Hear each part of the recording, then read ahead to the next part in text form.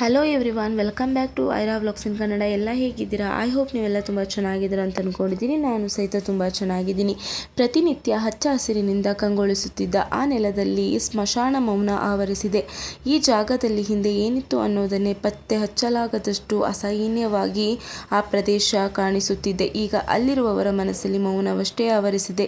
ಮಾತಿಲ್ಲ, ಸಂತೋಷವಿಲ್ಲ, ಮುಖದಲ್ಲಿ ಸಣ್ಣ ನಗುವೂ ಇಲ್ಲ.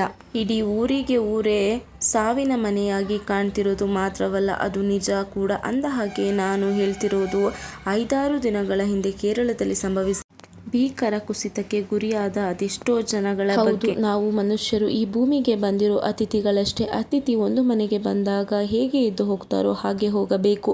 ಆ ಮನೆಯೇ ತನ್ನದು ಎಂಬ ಅಹಂಕಾರ ತೋರಿದರೆ ಏನಾಗುತ್ತೆ ಅನ್ನೋದನ್ನು ವಯನಾಡು ತೋರಿಸಿದೆ. ಪ್ರಕೃತಿ ಸುಮ್ಮನೆ ದಿಟ್ಟಿಸಿ ನೋಡಿದ್ದಕ್ಕೆ ಮನುಷ್ಯನ ಅಹಂಕಾರವೆಲ್ಲ ನೆಲಸಮವಾಗಿದೆ. ವಯನಾಡು ಎಂಬ ಊರಿನಲ್ಲಿ ನಡೆದ ಭೂಕುಸಿತದಲ್ಲಿ 350ಕ್ಕೂ ಹೆಚ್ಚು ಮಂದಿ ದಾರುಣ ಸಾವನ್ನಪ್ಪಿದ್ದು, ಇನ್ನು ನೂರಾರು ಮಂದಿ ಕಣ್ಮರೆಯಾಗಿದ್ದಾರೆ. ಅದೆಷ್ಟೋ ಮಂದಿಯ ಕುರುಹು ಇನ್ನೂ ಸಿಕ್ಕಿಲ್ಲ. ಭೀಕರ ದುರಂತದಲ್ಲಿ ಸಾವನ್ನಪ್ಪಿದವರ ದೇಹದ ಒಂದೊಂದು ಭಾಗ ಪ್ರತ್ಯೇಕವಾಗಿ ಸಿಗುತ್ತಿರುವಾಗ ಕಲ್ಲು ಹೃದಯವೂ ಕರಗುವಂತೆ ಭಾಸವಾಗುತ್ತದೆ. ಈ ದುರಂತ ಸಂಭವಿಸಿದ ಜಾಗದಲ್ಲೇ ಇದ್ದ ಕುಟುಂಬ ಮಾತ್ರವಲ್ಲದೆ ಅವರ ಸ್ನೇಹಿತರು ಪವಾಡ ಸದೃಶವಾಗಿ ಬದುಕಿರುವ ಘಟನೆ ನಡೆದಿದೆ.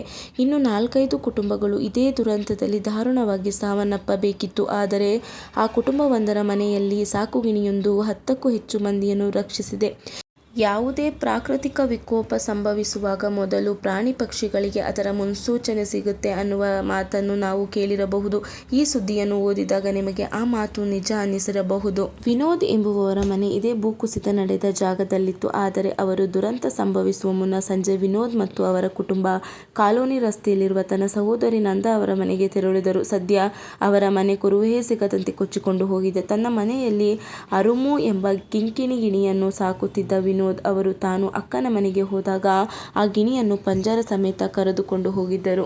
ಅಂದು ಬೆಳಗಿನಿಂದಲೇ ಧಾರಾಕಾರ ಮಳೆ ಸುರಿಯುತ್ತಿದ್ದರಿಂದ ಸಂಜೆ ವೇಳೆಗೆ ಮಳೆಯ ಪ್ರಮಾಣ ಹೇರಳವಾಗಿ ಹೆಚ್ಚಳವಾಗಿದೆ. ಹೀಗಾಗಿ ಅಂದು ಸಹೋದರಿ ನಂದಾ ಮನೆಯಲ್ಲಿಯೇ ಉಳಿದು ವಿನೋದ್ ಅವರು ರಾತ್ರಿ ಊಟ ಮಾಡಿ ಮಲಗಿದರು. ಮಧ್ಯರಾತ್ರಿ ಭೂಕುಸಿತ ಸಂಭವಿಸುವ ಕೆಲವು ಕ್ಷಣಗಳ ಹಿಂದೆ ಮನೆಯವರಿಗೆ ಗಿಣಿ ಭೂಕುಸಿತದ ಬಗ್ಗೆ ಎಚ್ಚರಿಕೆ ಕರೆ ಕೊಟ್ಟಿತ್ತು. ಪಂಜರದಲ್ಲಿದ್ದ ಗಿಣಿ ತನ್ನ ರೆಕ್ಕೆ ಬಡಿಯುತ್ತಾ ನಿರಂತರವಾಗಿ ಕೂಗುತ್ತಾ ತನ್ನ ಮಾಲೀಕನನ್ನು ಕರೆದಿದೆ. ನಿದ್ದೆಯ ಮಂಪರಿನಲ್ಲೆದ್ದ ವಿನೋದ್ ಮತ್ತು ಮನೆಯವರು ಸ್ವಲ್ಪ ಸಮಯ ಸುಮ್ಮನಾಗಿದ್ದಾರೆ. ಆದರೆ ಗಿಣಿ ಒಂದೇ ಸಮನೆ ಕೂಗಿದ್ದರಿಂದ ಮನೆಯ ಹೊರಗೆ ಬಂದು ನೋಡಿದಾಗ ವಿನೋದ್ ಅಚ್ಚರಿ ಕಾದಿತ್ತು.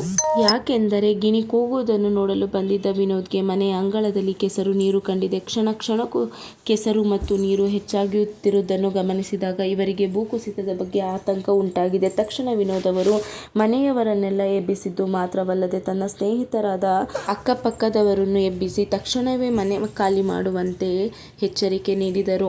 ಅವರು ಅಲ್ಲಿಂದ ಜಾಗ ಖಾಲಿ ಮಾಡಿದ ಕೇವಲ ಅರ್ಧ-ಮುಕ್ಕಾಲು ಗಂಟೆಯಲ್ಲಿ ಭೂಕುಸಿತದ ಮಣ್ಣು ಮನೆಯೊಳಗೆ ತಲುಪಿ ಮನೆ ನೆಲಸಮವಾಗಿದೆ. ಹೀಗಾಗಿ ತಮ್ಮ ಪ್ರಾಣ ಕಾಪಾಡಿದ ವಿನೋದ್ ಮನೆಯ ಗಿಣಿಗೆ ವಿನೋದ್ ಮತ್ತವರ ಸ್ನೇಹಿತರ ಕುಟುಂಬ ಭಾವುಕರಾಗಿ ಏನು ಹೇಳಬೇಕೆಂಬು ತೋಚದೆ ಮೌನವಾಗಿದ್ದಾರೆ.